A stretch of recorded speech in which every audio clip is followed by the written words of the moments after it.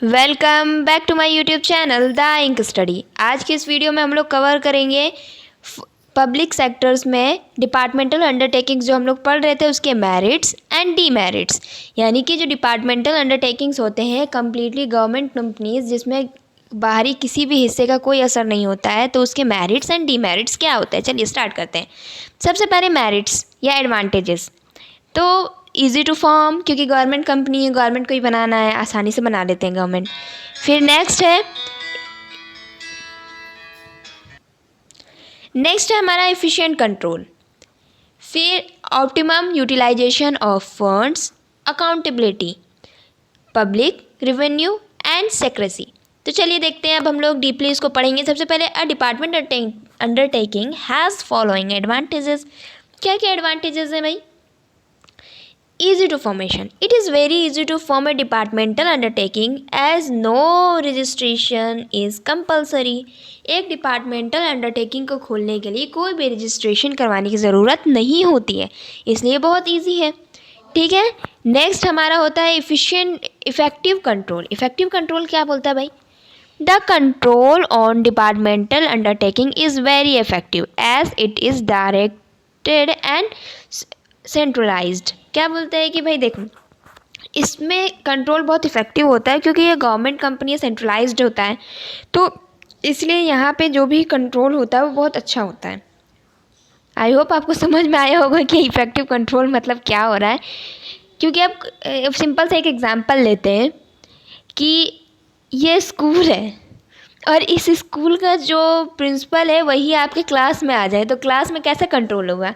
क्या किसी को हिम्मत भी होगी कुछ चूँ चा करने की, नॉइज़ करने की, बदमाशी करने की? नहीं। तो उसी तरह समझ लीजिए ये जो हमारा डिपार्टमेंटल अंडरटेकिंग्स होता है वो किसके सीधे हमारे सेंट्रल गवर्नमेंट या स्टेट गवर्नमेंट के अंदर आता है, इसलिए यहाँ पे जो काम होता है वो बहुत सही ढंग से होता है।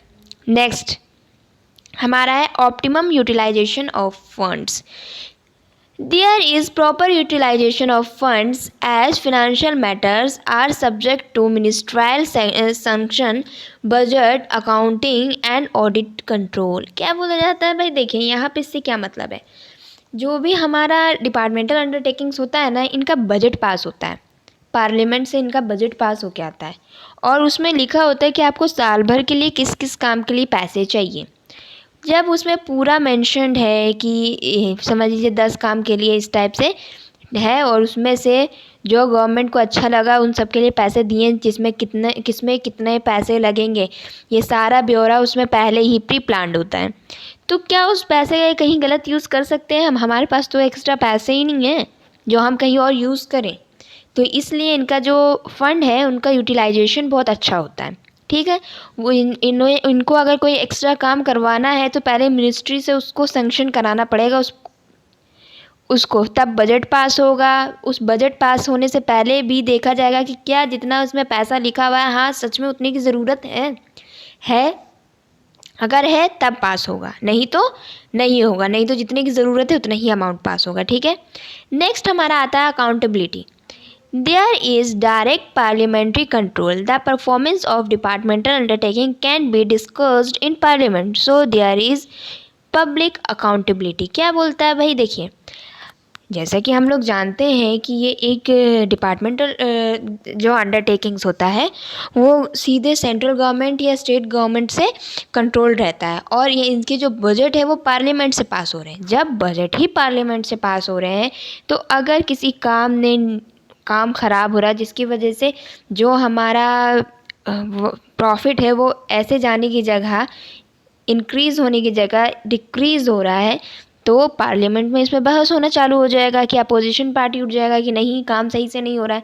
तो इसलिए यहाँ पे जो काम है वो सही ढंग से किया जाता है। ठीक है, इसलिए अकाउंटेबिलिटी होती है। नेक्स्ट हमारा क्या है? Public revenue. The revenue of departmental undertaking is deposit in the treasury of the government. So these undertakings help to increase the government revenue. क्या बोला जाता है कि इसमें जितने भी हमारे प्रॉफिट हो रहा है, जितना भी इसमें से रिवेन्यू आ रहा है, वो कहाँ पे डिपॉजिट होता है? Treasury of government. ट्रेजरी और गवर्नमेंट क्या होता है? इसमें जितने भी डिपार्टमेंटल अंडरटेकिंग्स होते हैं ना, उन सब के पैसे इसी में, जितने भी रिवेन्यूज़ आते हैं वो इसी में जमा होते हैं। और फिर गवर्नमेंट डिसीजन लेती है उन सारे पैसों का क्या करना है, क्या दोबारा उसी पर्टिकुलर अंडरटेकिंग में लगाना है या कहीं और यूज़ करना है, या पब्लिक के हित में, मतलब जिस तरीके से यूज़ करना है वो गवर्नमेंट डिसीजन लेती है प्रॉपर, इसलिए इसे पब्लिक रिवेन्यू भी कहा जाता है। नेक्स्ट है सेक्रेसी। अब सिंपल सा बात है, गवर्नमेंट कंपनी रजिस्ट्रेशन हो नहीं रहा है तो हम अपने सीक्रेट को अपने पास तक रखेंगे, हम क्यों पूरी दुनिया को बताते चलेंगे? हमारा जो इसका कहते हैं ना, डिस्क्लोज करने से अवॉइड कर सकती है गवर्नमेंट कि इनका जो बैलेंस शीट वगैरह हो रहा है ये सारी, और ठीक है।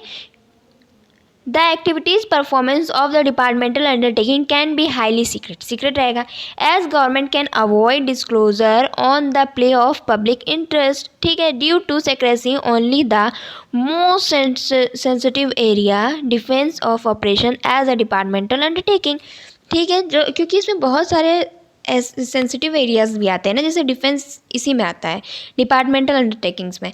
तो इस टाइम पे क्या होता है कि उनकी जो मतलब कि उनके जो काम है वो बहुत सेंसिटिव है ड्यू टू प्रोटेक्शन, तो इसीलिए इन सब बातों को सीक्रेट ही रखा जाता है। अब हम लोग इसके डिसएडवांटेज देखेंगे कि हमारे डिपार्टमेंटल अंडरटेकिंग्स के डिसएडवांटेज क्या क्या होते हैं। सबसे पहला, inflexibility, lack of motivation, lack of financial autonomy, inefficient management और red tapeism and bureaucracy.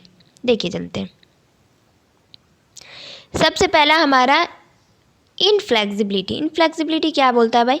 The departmental undertaking works under strict parliamentary control, there is too much interference of ministers and top officials, it is treated as one of the government officers, these reduce the flexibility and efficiency of the undertakings। देखिए जैसे कि अभी हम लोगों ने एक अच्छा point की तरफ से ये माना था, मेरिट या एडवांटेजेस की तरह, कि गवर्नमेंट के अंदर आती है तो पार्लियामेंट में इनके बिल्स पास होते हैं जिसकी वजह से ही इनका काम होता है।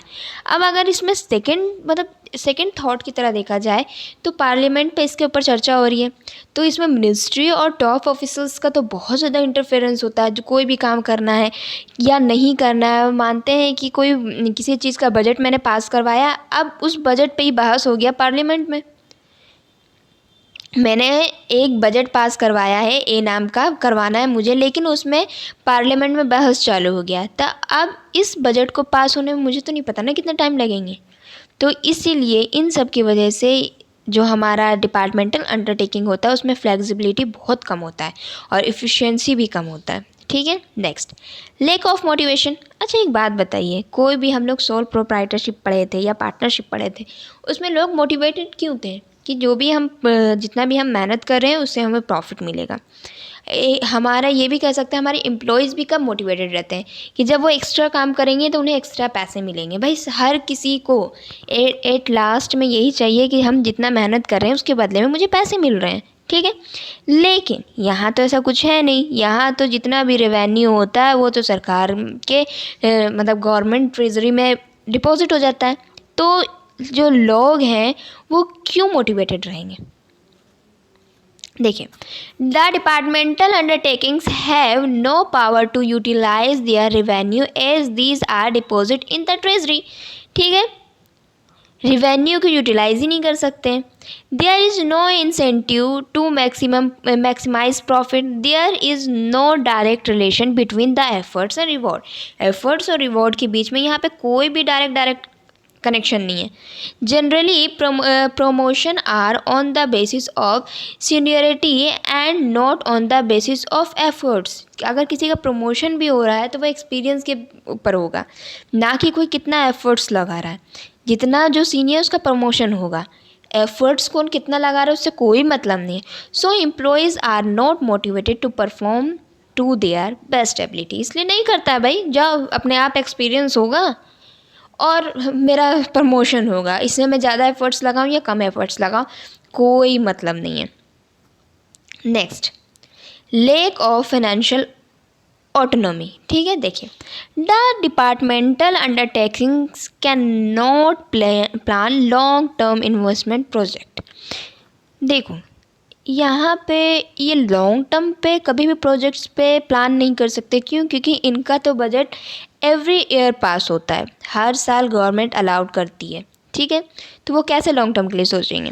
As they are subject to budgetary control of government, they are not allowed to use their own revenue freely as these have to be deposit in the treasury. अब जो ये खुद भी कमा रहे हैं, जो इनका खुद का रिवेन्यू आ रहा है, वो खुद से यूज़ नहीं कर सकते, वो भी इन्हें गवर्नमेंट ट्रेजरी में जमा करना, फिर नेक्स्ट ईयर हमारा जो बजट पास होगा तब हमें मिलेगा।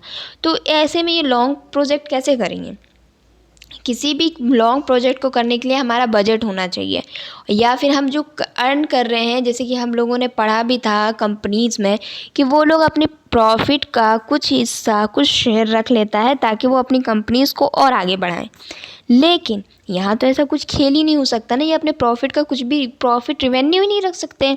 तो इसलिए यहाँ पे इन लोगों को बड़ा प्रोजेक्ट में इशू होता है। इट हैज़ नो इंडिपेंडेंस और freedom of utilising funds in its own way. अपने हिसाब से ये पैसे खर्च नहीं कर सकते। कई बार ऐसा भी होता है कि हम लोगों ने कुछ बजट पास कराया लेकिन मिड ईयर में हमें कुछ और काम भी आ गया, तो वैसे में भी इन लोगों को बहुत मतलब कि बहुत परेशानी का सामना करना पड़ जाता है। क्यों? क्योंकि इन्होंने तो दूसरे मुद्दे के लिए बजट पास कराया था ना। Next, inefficient management. Inefficient management में क्या बोलता है भाई? The departmental undertakings are manage by the government officials. These officials are overburden with the proper paperwork. इन लोगों के पास इतना ही पेपर वर्क इन लोगों को फुलफिल करना पड़ता है, क्योंकि देखिए गवर्नमेंट आपको पैसा दे रही है तो गवर्नमेंट एक एक पैसा का हिसाब लेगी। क्यों? क्योंकि वो आम पब्लिक का पैसा होता है ना, एक तरीके से, क्योंकि गवर्नमेंट का पैसा है। तो गवर्नमेंट के पैसे को इस हिसाब से खर्च किया जाता है ताकि उन पे कोई घोटाला का या स्कैम का नाम ना आ जाए। इसलिए उन सब के लिए प्रॉपर पेपर वर्क कराया जाता है, और प्रॉपर पेपर वर्क की वजह से ये इतने ओवरबर्डनड होते हैं कि इन लोग का जो काम है वही ढंग से नहीं होता है। They spend maximum time to answer the queries from parliament और मिनिस्टर। इनका आधा से ज़्यादा टाइम तो निकल जाता है किस चीज़ में? सवालों का जवाब देने में पार्लियामेंट और मिनिस्ट्री को, मतलब जो भी कि ये पैसे कहाँ गए, ये काम क्यों नहीं हुआ। They can be transfer any time. और किसी भी टाइम मानते हैं कि कोई काम कर रहा है किसी प्रोजेक्ट पर, लेकिन उसका तो किसी भी टाइम पे ट्रांसफ़र हो जाएगा। अब वो नया जगह पे गया, नए इन्वायरमेंट में, वहाँ पे उसको खुद को सेटल होने में टाइम लगेगा, नए काम को समझने में। मानते हैं ए प्रोजेक्ट कर रहा था, अब इसका कहीं और हो गया ट्रांसफ़र, तो यहाँ आया बी। ठीक है, अब यहाँ पे कौन आ गया? बी। तो क्या इस बी को तुरंत में ये पूरा प्रोजेक्ट समझ आएगा? ए के सोचने का तरीका और बी के सोचने के तरीके में कुछ तो डिफरेंस होगा, तो इन वजह से अच्छा रिजल्ट नहीं आता है। As a result they have less sense of responsibility and efficiency. Next, red tapeism. देखिए red tapeism and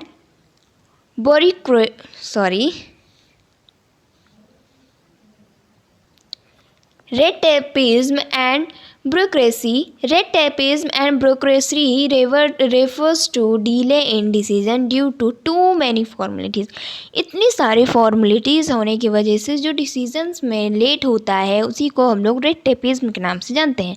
The decision in the departmental undertakings are delayed due to administrative formalities, paperwork, producers, etc. क्या बोलता है कि इनके, जैसे कि मैंने बताया था बजट पास होने में टाइम लग जाता है। हो सकता है जिस चीज़ के लिए पैसे मांगे जा रहे हैं उस पर है ना पार्लियामेंट में बहस छिड़ जाए। ठीक है, फिर इतने सारे पेपर वर्क हैं, तो इन सब को पूरा करते करते किसी भी डिसीजन में बहुत टाइम हो जाता है। Innovation, bold approach, immediate action which are so essential for the growth of an enterprises have no place in the departmental undertakings. ठीक है, नया इनोवेशन आप नहीं कर सकते, कुछ बोल्ड अप्रोच आप नहीं रख सकते, इमीडिएट एक्शन जो एक इंटरप्राइजेस के बोलता है ना कि मेन चीज़ माना जाता है कि नया नया आप सोचेंगे, नया इनोवेशन करेंगे, कुछ बोल्ड सोचेंगे, अलग सोचेंगे, इमीडिएट एक्शन लेंगे, तब मेरा एंटरप्राइज आगे बढ़ेगा। लेकिन यहाँ तो हमें पहले गवर्नमेंट से उस चीज़ की परमिशन लेनी पड़ेगी, फिर उसको पेपर वर्क करना पड़ेगा, पूरी फॉर्मेलिटीज़ निभानी पड़ेंगी, जिनकी वजह से हमारा जो काम है वो रुक जाता है। Suitability. The departmental undertakings are suitable in the following cases where at most secrecy is required. देखिए secrecy है रिक्वायर किसके लिए, डिफेंस के लिए. Where government control is necessary, government control एकदम नेसेसरी कहाँ है भाई, ब्रॉडकास्टिंग पे. Where huge investment is involved, aircraft, iron and steel, इस पे हमारा ह्यूज इन्वेस्टमेंट है. Undertaking is a source of revenue, कहाँ सोर्स ऑफ रिवेन्यू, कहाँ से हमें रिवेन्यू मिल रहा है भाई, रेलवेज से. ठीक है, ये हमारा सूटेबिलिटी है कि अंडरटेकिंग्स के लिए कौन कौन सा चीज़ सूटेबल है. जैसे सेक्रेसी के लिए हम लोग देखा जाए तो हमारा डिफेंस बहुत डिफेंस में सेक्रेसी बहुत ज़रूरी है, ब्रॉडकास्टिंग में कंट्रोल बहुत ज़रूरी है, एयरक्राफ्ट, आयरन और स्टील में हम लोग का इन्वेस्टमेंट और ज़्यादा ज़रूरी है, और जो हमें सबसे ज़्यादा रिवेन्यू मिलता है वो हमारा किस में, अंडरटेकिंग से किस में मिलता है, तो भाई रेलवेज से. सो आई होप आपको ये वीडियो समझ में आई होगी जिसमें हम लोग ने मेरिट्स एंड डीमेरिट्स पढ़े. So thank you, keep watching and do subscribe my YouTube channel the ink study. Also press the bell icon for more update.